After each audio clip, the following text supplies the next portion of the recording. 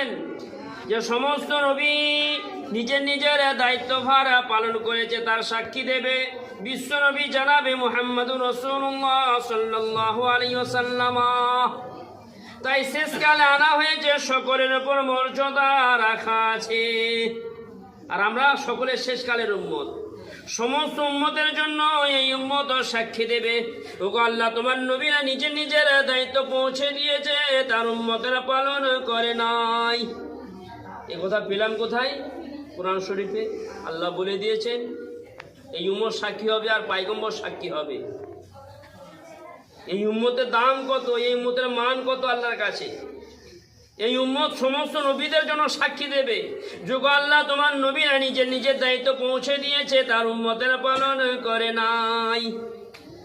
আর কোরআন সাক্ষী দিচ্ছে ওমা আরসালনাকা কাফাতাল লিন্নাসি বাশীরাও ওয়া নাযীরা, আপনাকে সারা বিশ্ব মানব মণ্ডলের জন্য কৃপা করে প্রেরণ করা হয়েছে, আপনি হবেন সতর্ককারী এবং শুভ সংবাদ বাহক। কাফাতাল লিন্নাস, সমগ্র মানব মণ্ডলীর জন্য। যারা মানবে তারা লাভবান হবে, যারা মানবে না তারা ক্ষতিগ্রস্ত হবে। সে আমি হই বা আপনি হন, যেখানকারই হোক না কেন, মক্কা, মদিনা, জাপানি, জার্মানি, যেই হোক না কেন, সাদা, ধনী, দরিদ্র, কালো, সাদার কোনো ব্যাপার থাকবে না। যারাই আল্লাহ এবং আল্লাহ রসুলকে মানবে তাদেরকে আল্লাহ পাক কামিয়াবি দেবেন। জোরে বলো সুবহানাল্লাহ। আর যারা মানবে না তাদেরকে আল্লাহ পাক কি করবেন? তাদেরকে আল্লাহ পাক ধ্বংস করবেন।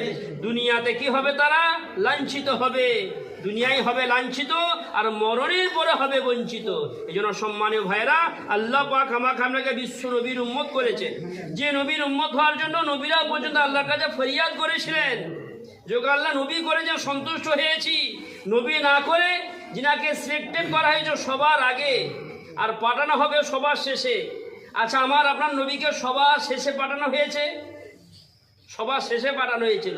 আর সৃষ্টি করা হয়েছিল, বলেন একটু বলেন, সবার আগে সৃষ্টি করা হয়েছে। এই জন্য নবীরা আল্লাহকে বলেছিলেন, এই ঈসা নবী, মুসা নবী আল্লাহকে ফরিয়াদ করেছিলেন।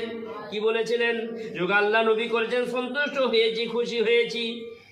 কিন্তু নবী না করে সেই নবী যিনাকে সৃষ্টি করা হয়েছে সবার আগে আর পাঠানো হবে সবার শেষে, সেই নবীর উম্মত করলে নিজেকে ধন্য মনে করতাম, নিজে ধন্য হতাম সেই নবীর সৃষ্টিকে, সেই নবীর উম্মত করলে। কিন্তু আল্লাহ পাক মুসা নবীর দোয়াকে কবুল করলেন না, ঈসা নবীর দোয়াকে আল্লাহ পাক কবুল করলেন। ঈসা নবীকে আল্লাহ পাক বললেন, ওগে ঈসা তুমি শোনো শোনো, আমি তোমাকে নিজের কাছে ডেকে নেব, পুনরায় দুনিয়াতে তোমাকে পাঠাবো।